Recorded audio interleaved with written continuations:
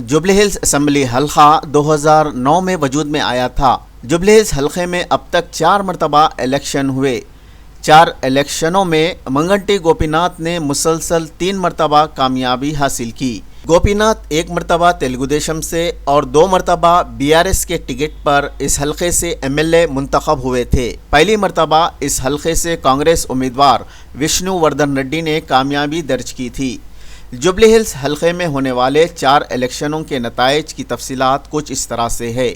Jubilee hills assembly हल्के में जब पहली मरतबा इलेक्शन 2009 में मुत्तहिदा आंध्र प्रदेश में हुआ था तो कांग्रेस के उम्मीदवार विष्णु वर्धन रेड्डी ने तेलुगु देशम उम्मीदवार मोहम्मद सलीम को 21,000 वोटों की मार्जिन से हराया था।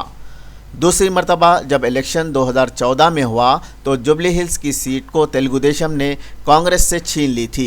2014 के असम्बली इलेक्शन में तेलुगु देशम उम्मीदवार गोपीनाथ ने मजलिस के उम्मीदवार नवीन यादव को 16,000 से ज़्यादा वोटों की मार्जिन से हराया था।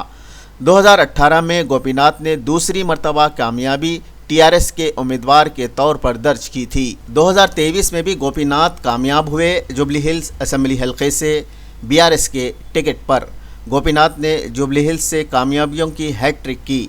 जुबली हिल्स में अब तक 4 मरतबा इलेक्शन हुए। पार्टी के एतबार से देखा जाए तो 4 इलेक्शनों में कांग्रेस और तेलुगु देशम ने 1 मरतबा और बीआरएस ने 2 मरतबा कामयाबी हासिल की। अगर उम्मीदवार की हैसियत से देखा जाए तो गोपीनाथ ने इस हल्के से 3 मरतबा कामयाबी हासिल की, 1 मरतबा तेलुगु देशम के टिकट पर और 2 मरतबा बीआरएस के टिकट पर।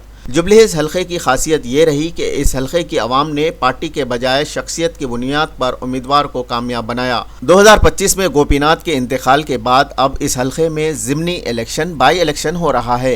गोपीनाथ की बेवा को बीआरएस ने अपना उम्मीदवार बनाया है।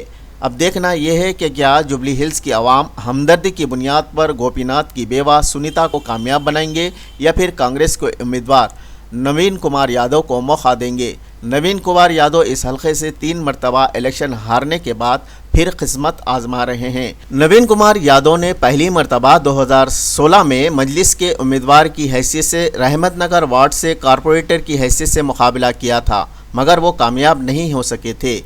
2014 में नवीन कुमार यादव ने जुबली हिल्स असम्बली हल्के से मजलिस के उम्मीदवार के तौर पर असम्बली का इलेक्शन लड़ा और 41,000 से ज़्यादा वोट हासिल करते हुए दूसरा मुकाम हासिल किया था।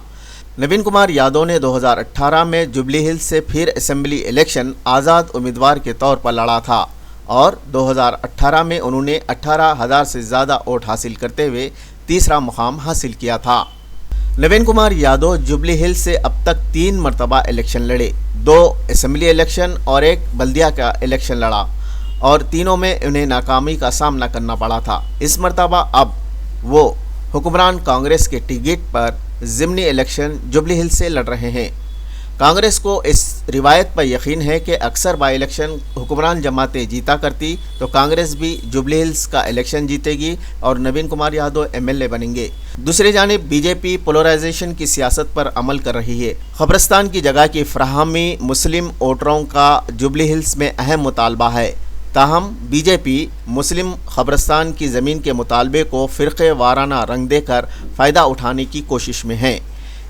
बीजेपी फ़िरक़े वाराना रंग देकर जुबली हिल्स के हल्के को सैर-ए-खुई मुकाबला करना चाहती है, अगरचे इस हल्के में हमेशा मुकाबला दोरखी रहा है।